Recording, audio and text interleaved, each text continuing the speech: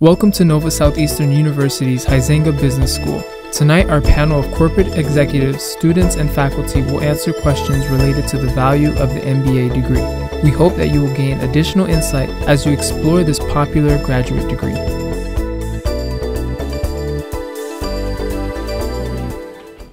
There are pros and cons to both approaches.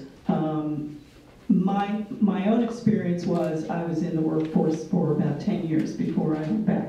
And I think the positive side to that is that when you do go back and you do start taking your courses, you see more of the relevance. If you go right out of your undergrad, it's a little tougher to understand how the concepts and the theories really fit in the real world. On the other hand, if you do have an opportunity to do it, and the ways and means and time, and sometimes you're not married yet, you don't have a family yet, it's a lot easier, then do it. Yeah, it's funny, we were just talking about that before we started this. We were talking about the right time of starting a program. And, I just had the opportunity with Bill Spade recently to bring in 30 employees from AT&T that are looking for either a bachelor's or an MBA. And a lot of folks come back with the answer of, is there ever a right time? I'm maybe financially not ready to take that maybe that burden.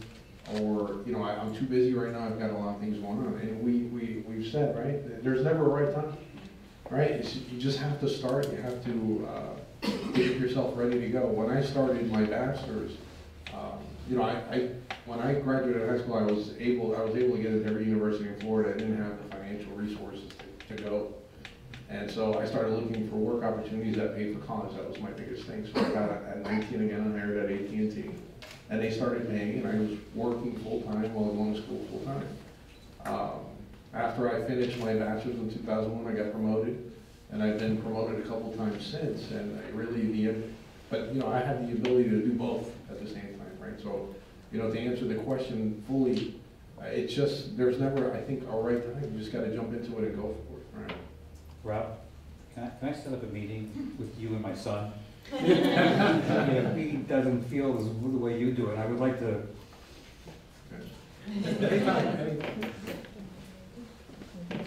Yeah, I'd like to reciprocate what Dr. Bay was saying.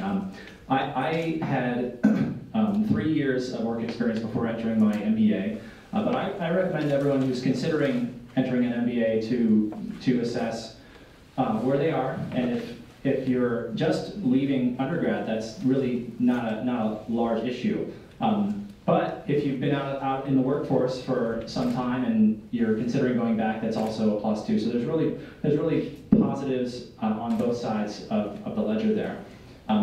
In my case, I worked for Amazon.com for a year outside of my undergrad, and then I did some consulting, and then I moved into American Express. And as I entered the company, I got the opportunity to come back to Nova. And it really all worked out. I think what I found was that things kind of, when you decide to enter a program and you start to commit yourself, the things in your life will start to fall into place. What needs to be taken care of will get sorted out if you're committed enough to your degree program. And also choosing the correct program is very important, and I'm sure we'll discuss that tonight. Yeah. There's really nothing to add other than just to emphasize that it's really a personal decision, not only in my opinion, from my experience, but having worked in an organization for a long time and hired a lot of people and being across the desk from people that are seeking employment, some with MBA, some not, some with advanced degrees, some not.